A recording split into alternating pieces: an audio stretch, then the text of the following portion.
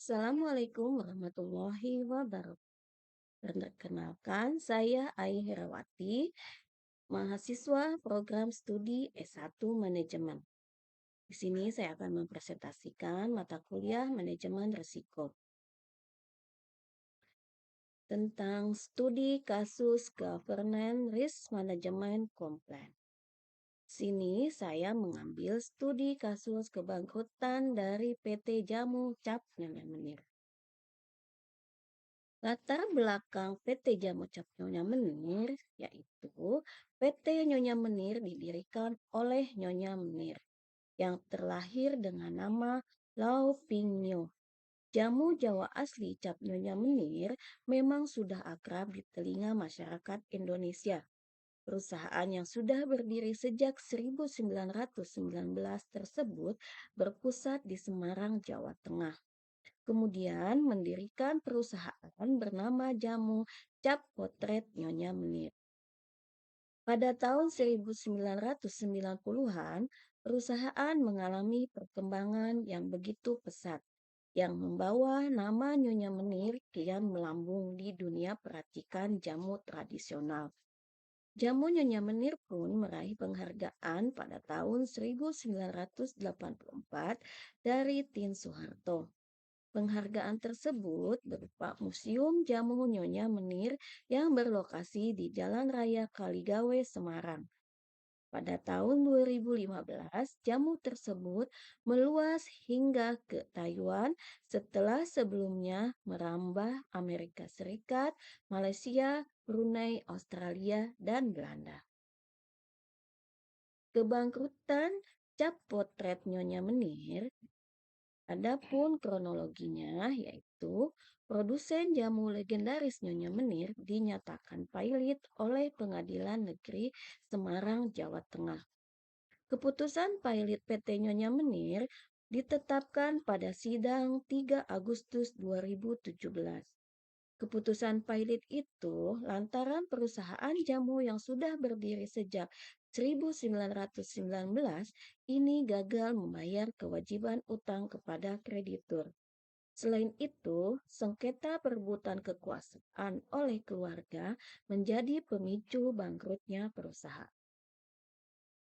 Dalam kasus utang perusahaan PT Nyonya Menir, digugat pailit karena memiliki sejumlah sangkutan kepada 35 kreditur yang mencapai 89 miliar secara keseluruhan.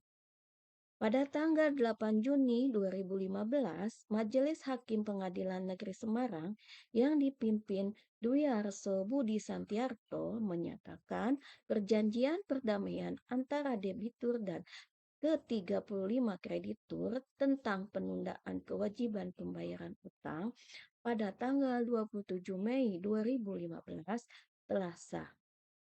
Namun, perjanjian perdamaian tersebut kemudian dinyatakan batal oleh Majelis Hakim Pengadilan Negeri Semarang pada tanggal 3 Agustus 2017, yang kemudian berlanjut dengan putusan Pengadilan Negeri pada tanggal 4 Agustus 2017 yang menyatakan PT Nyonya Menir dalam keadaan pailit.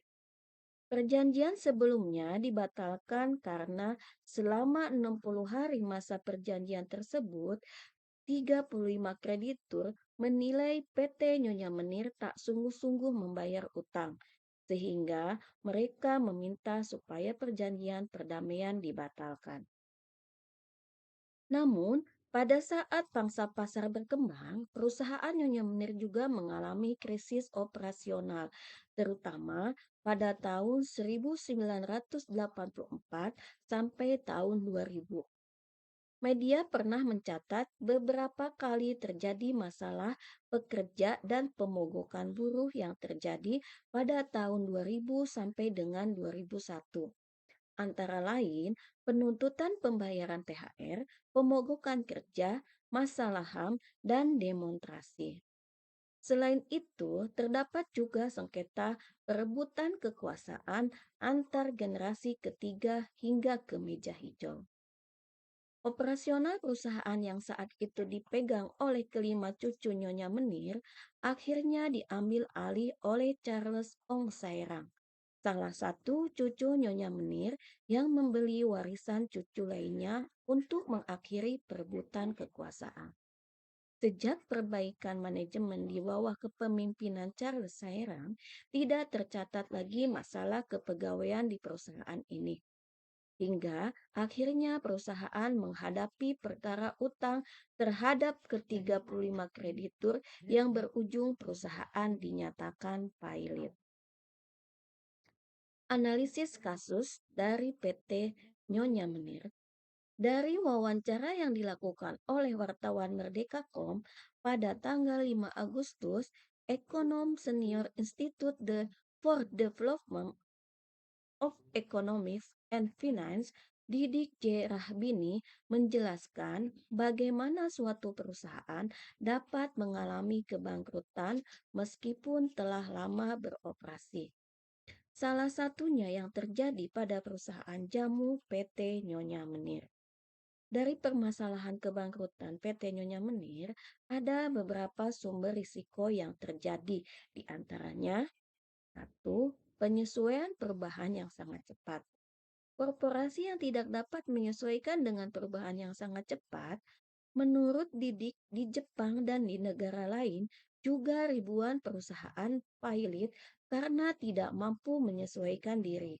Didik mengatakan bangkrutnya suatu perusahaan bisa disebabkan ambisi yang ingin tetap beroperasi di tengah-tengah kondisi perusahaan yang tidak memungkinkan.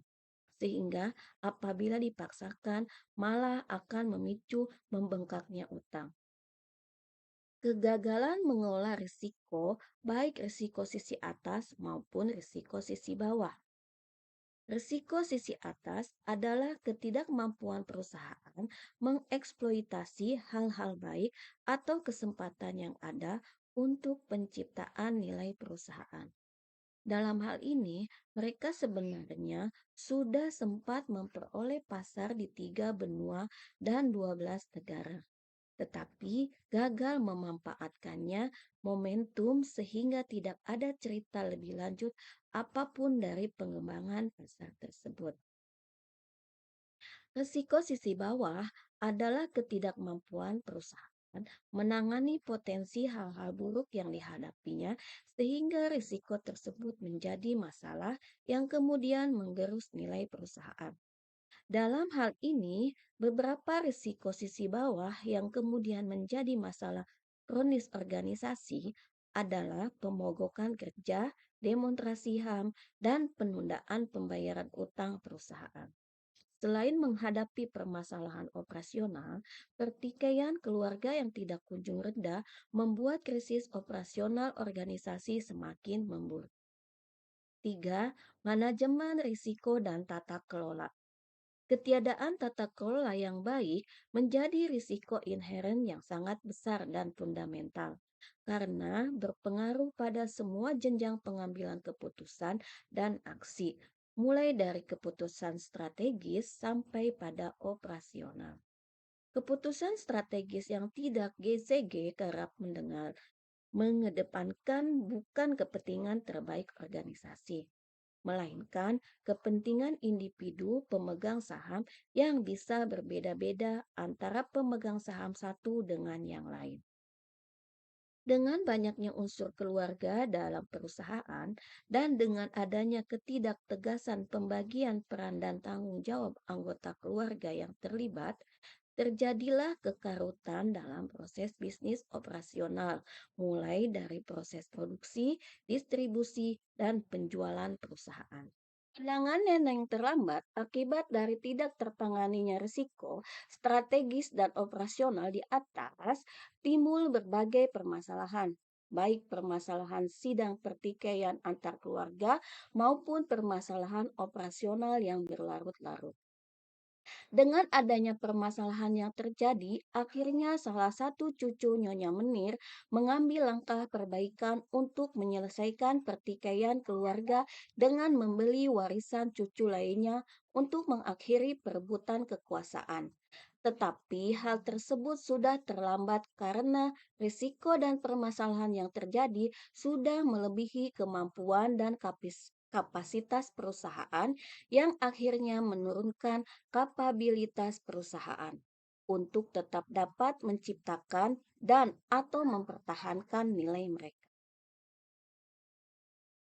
Dari kasus yang terjadi pada PT Nyonya Menir, ada beberapa pembelajaran yang dapat kita ambil untuk dapat mencegah terjadinya risiko tersebut, yaitu dapat menyesuaikan dengan perubahan, harus melakukan inovasi seperti inovasi dalam produk jamu serbuk sekarang sudah tidak terlalu diminati apalagi di kalangan muda. Seharusnya jamu Nyonya Menir bisa berinovasi dengan membuat jamu dengan bentuk kapsul atau minuman. Sumber daya manusia. Pegawai yang sudah usia lanjut bisa digantikan dengan yang muda yang lebih produktif dan berinovasi dalam penyesuaian perubahan era saat ini. Dalam persaingan pasar global bisa dilakukan dengan memanfaatkan momentum yang ada.